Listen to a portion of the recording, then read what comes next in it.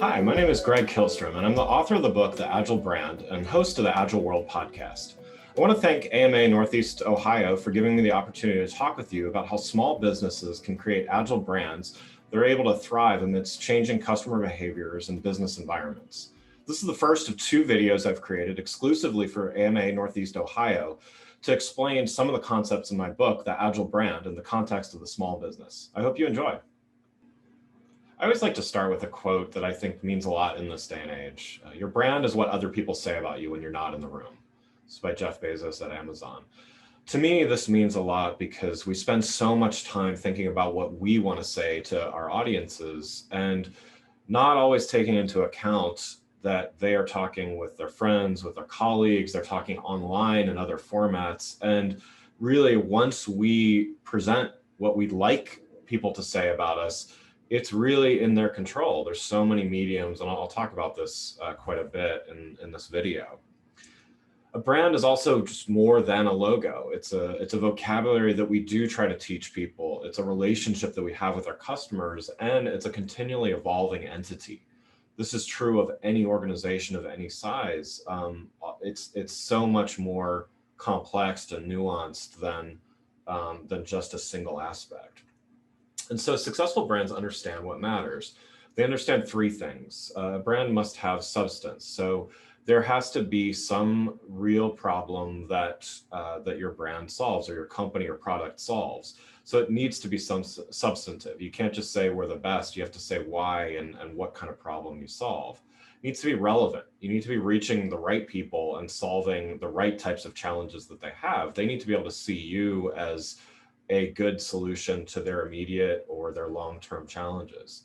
And finally, a good brand needs focus. You can't be everything to everyone. I've heard so many times in my career, clients of mine have said, well, technically our audience is everyone. Well, that just simply can't be true. And even large brands that seem to be, everything to everyone, really, when you look at their marketing, a company like Apple, for instance, other companies, their marketing and their branding is actually fairly focused. It just happens to have broad appeal, and a lot of people want to be seen as the kind of person that buys into that product. And so this traditional marketing funnel that I know, we've all seen, whether it's in a marketing class in college or subsequent times, we see this traditional sales process and sales funnel as this linear process, but really it's become a lot different. There's a lot of nuance. There's a lot of different channels that people are on. Someone could be looking in a store on their mobile phone at the same product and then go home and buy it somewhere else completely different. If you're in B2B, similar things are happening. People are comparing on different channels. They're using different devices. They're what I call device agnostic. They don't really think about using one particular device. They use the device that's most convenient for them or that's in front of them. And in some cases, that's in person, that's in real life. So a few things changed to cause this, and I'll go through this. I go through this a lot more in my book as well, The Agile Brand. First is social transformation. And when I say social transformation, I don't just mean social media, but social media has had a huge part in this process. And everything from review sites to the way that we interact with brands. I mean, we can ask Alexa, so voice commands, to reading online reviews from people that we don't necessarily know, or taking their advice on products and services and restaurant reviews and things like that. Brand as experience. So this whole idea of brands truly understanding this, and this example here, Nike is a product company first and foremost, but they understood a long time ago, back in 2007, 2006, Nike Plus launched. This is pre-iPhone. They understood that in order to get inside the minds of their consumers and their buyers, they needed to be about more than just shoes or apparel or things like that. They really needed to get inside the lifestyle of the individual. Market disruption. We've seen this countless times. An easy example here is Uber and the taxi industry, but we've seen this so many times where some kind of online platform that may have a different take on things is able to disrupt an entire market. We're seeing that in financial services. We're seeing that all over the place. So different types of market disruption, technology-based companies taking over established industries and finding better ways to reach consumers, to have a dialogue with their customers versus the old school ways of doing things. Exponential technology. So this is what I use to refer to personalization and automation and things that can happen a million different times at once without an individual having to do it all. So, when you get personalized content, what we know is that when someone gets personalized content, they're much more likely to buy. And in addition to that, they also come to expect that they're going to get more personalized content. So it really goes both ways there.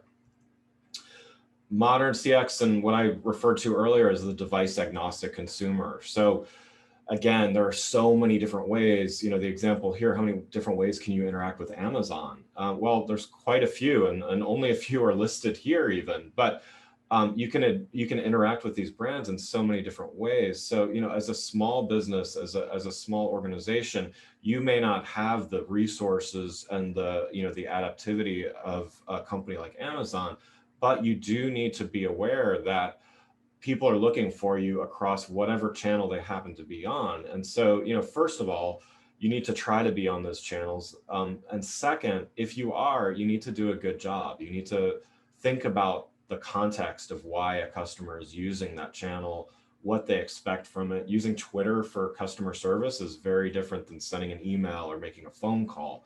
You need to think through that and be realistic about what you can do as well. Don't just join a channel if you don't plan to support it. And then finally, the last thing that really changed things in this relationship is what I call agile marketing, and many are engaging in this, and it's enabled by real-time data, by big data. So agile marketing just really means that we're taking a methodical approach to rolling out our marketing campaigns. We're not just doing an annual plan for the year, hoping that it goes well, and then revisiting at the end of 12 months. We're making a plan. We know what our end goal is, but we're making meaningful steps along the way and adjusting as we go. Now, any company of any size can do this. You may not have access to large big data tools that a Fortune 100 company has, but you can use things like Google Analytics. You can use your CRM data. You can make a concerted effort to take and go in like a 2-week sprint and say, I'm going to look at my numbers. I'm going to see what worked, what didn't, and I'm going to adjust. Don't just be reactive, day by day, but take enough time to let a test run and then adjust and then make meaningful improvements along the way. That's really what agile marketing means. If you like what you've heard so far, I encourage you to listen and subscribe to my podcast, The Agile World, available on Apple, Spotify, and most podcast outlets. Also, you can go to my website at theagile.world and check out my books, blog, speaking, and consulting services.